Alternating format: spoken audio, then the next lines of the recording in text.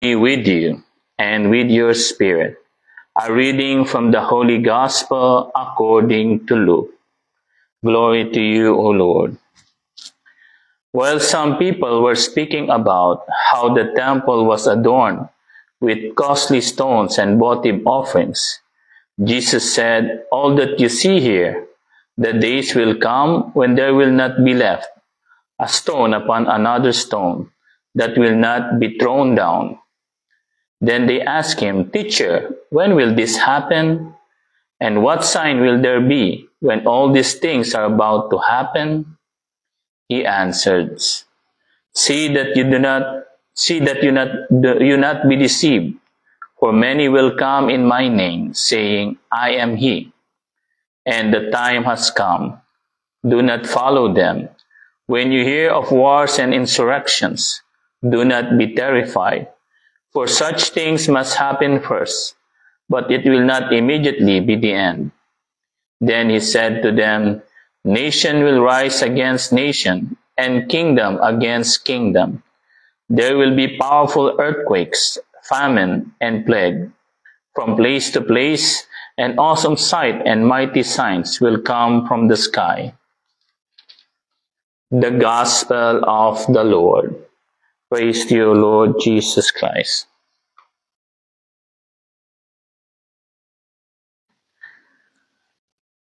So, praise be Jesus and Mary, now and forever. You know po, brothers and sisters, ang ating gospel ay at readings, no, sa mga araw na ito ng 34th Sunday, no, katatapos lang po ng Christ the King.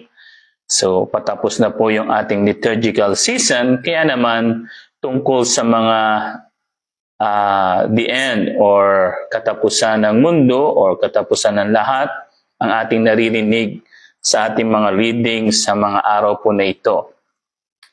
At narinig po natin, we heard about the signs, no, that Jesus said in the gospel today. But you know, as we are celebrating today the memorial of Saint Leonard of Port Maurice, importante, no? It is not much on what is happening at the end. What is important is our preparation, no? And Saint Leonard of Port Maurice gave us a beautiful way of preparing for the coming of our Lord. Ano yun? Tulad nga ng ating sinabi kanina sa introduction ng Mass, Saint Leonard of Port Maurice is the great propagator of the devotion to the way of the cross. Siya po yung naglagay ng Via Crucis na tinatawag doon po sa Colosseum, no? Siya po yung nag-initiate, no, na magkaroon ng, ayun nga, yung devotion na yon, ng way of the cross sa lahat ng simbahan sa Rome, no, sa Italy, no, during every time he is preaching, no, pinopropagate niya yung way of the cross. At napakaganda nga na sinabi niya sa second reading ng office ngayon, no, about how the way of the cross will help us to eradicate sin, vices, and everything, no. Kaya nga po, alam niyo po, yung way of the cross, yung pagpe-pray ng way of the cross, ay hindi lang po limited sa mahal na araw o di kaya sa Biyernes Santo, no. The praying of the way of the cross can be done every day or every week, no. Para nang sa ganon, yun nga, sabi nga ni Saint Leonard of Port Maurice, ma-inflame yung ating devotion, yung ating faith, yung ating love kay Lord, no. Yan ang importante po, no? Na at the end, sabi nga ni St. John of the Cross, we will be judged in love, no? Sa pag-ibig po tayo huhusgahan. At unang pag-ibig na yan ay walang iba kundi ang ating pag-ibig, o sabi nga sa Bisaya, gugma sa Ginoo, no? Our love for God, no?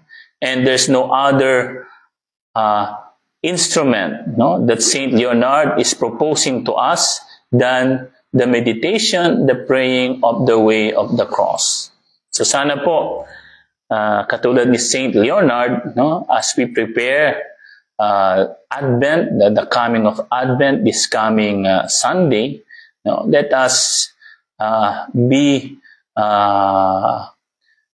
zealous, no, in praying the devotion to the way of the cross.